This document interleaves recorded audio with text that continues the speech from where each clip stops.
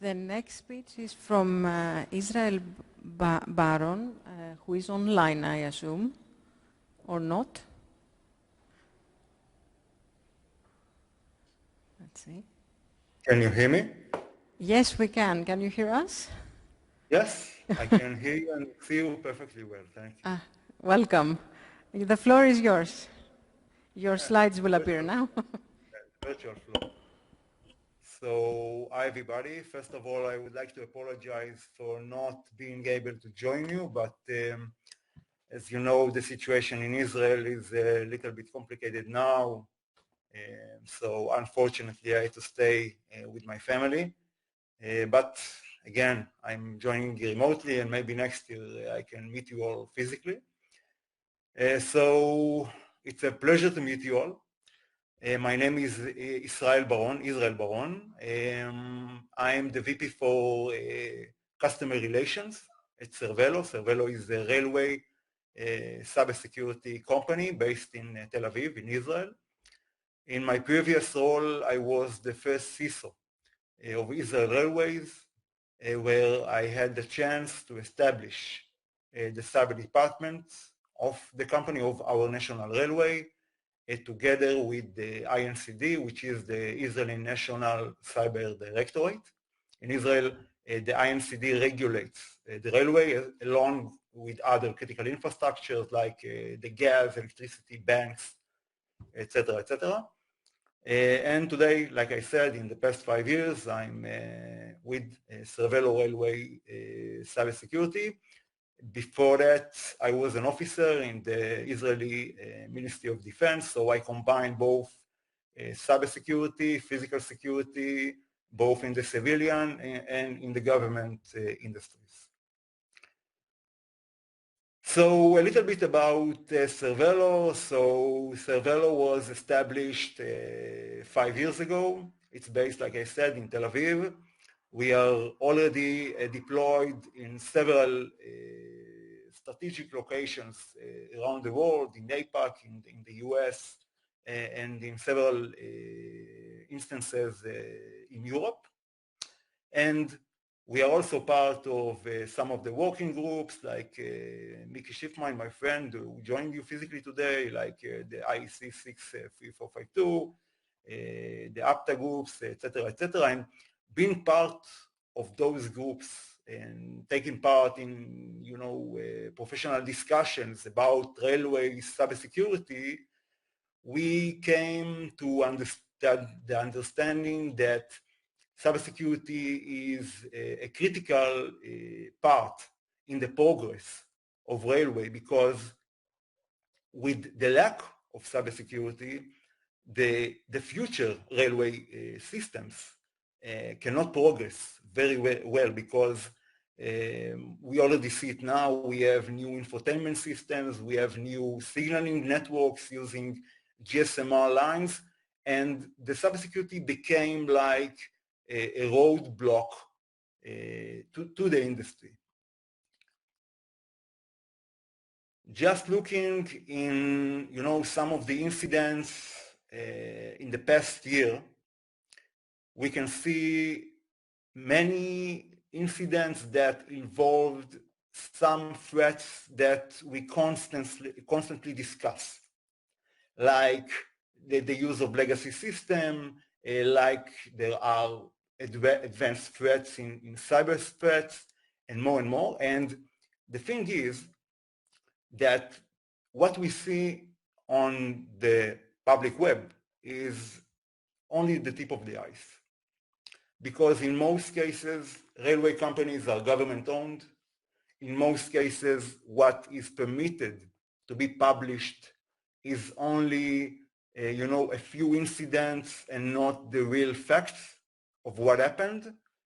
And we all share the common understanding that railway is a national security matter, and if terrorists, cyber attackers will attack a railway, it will have consequences on the national security, with financial loss, reputational damage, and of course, danger to human lives. Now, and this is taken out of Senelec, when we look on the ecosystem of the railway, we see that we have a lot of different systems, all speaking in some way together. We have the infrastructure, and we have the operational control center, and we have the onboard equipment, and we have the trackside equipment, and everything needs to be protected from cyber attack. And the sad fact is that today there is no real good way to do it, because and I'm speaking, as in the footsteps of my previous role, being a CISO of a railway company. How can you possibly know that a cyber attack that began in, let's say, a CCTV system and now transfer to your IT network, and now to your passenger information system, and then to your, I don't know, whatever, trackside equipment, how can you monitor all of those things together? I mean, you cannot do it. And this is the paradigm shift that I want to speak with you about, okay? Because now we see a new trend in the industry regarding cybersecurity. We see a major trend that involves consolidation of the monitoring of railway system. And I think that now CISOs are beginning to understand that if they will not take things in a centralized way, like using a SIEM, and monitoring everything they own, like IT, OT, IoT, the signaling, the rolling stock. And in the beginning, Mickey Schiffman told you that you cannot protect what you can't see, and this is a fact. Okay, this is true, because you have IT and OT, IoT, signaling, etc., etc. How can you know what is going on those different networks? So you need to consolidate everything. On top of that, if, for example, you find vulnerabilities, you want to share them with other railway companies, with the government, for example. We are speaking about all systems that they were created in some way, and now if you want to make like changes to the network, like make new segments, to divide them into different segments, you cannot do it. So you need to like use some kind of a virtual segmentation capabilities to be able to do it. And this led us to the understanding that this is something that cannot be done manually. This is something that needs to be done in some kind of a automated software, something that can help you to achieve this consolidation of data, something that can help you to understand the threats, where they began, how they made lateral movements into other systems, and how you can stop the attack from happening or minimize the threats.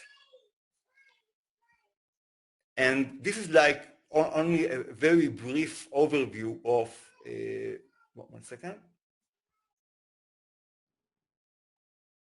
of a snapshot of our system. And you can see here, I hope you can see it. You can see different portions of networks, whether they are OT, whether they are IT, whether they are signaling equipment. Everything in the end needs to be displayed in the same place. Everything in the end needs to come to the CISO dashboard.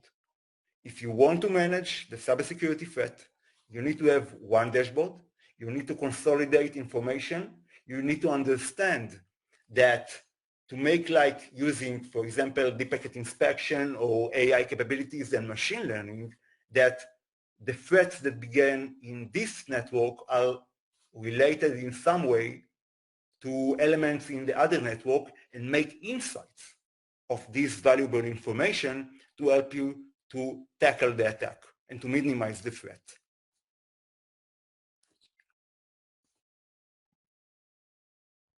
So a few takeaways from what I just discussed. So I believe that the paradigm shift is just a result of the market, okay? Because the railway is advancing so fast and new systems are being used today and in the near future.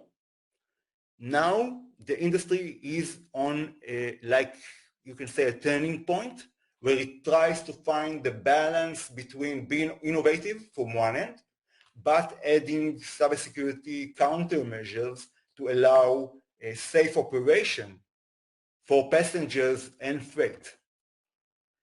And the way we see it is that the only way to protect those kind of critical infrastructures is using holistic, is using cross-environmental risk management systems, not necessarily ours, but some kind of a centralized capability, centralized SIEM, centralized software that can monitor everything together, and consolidation is critical to railway cybersecurity. So thank you. If you have any questions, I think we are entering now the Q&A. Thank you, Israel. Thank you.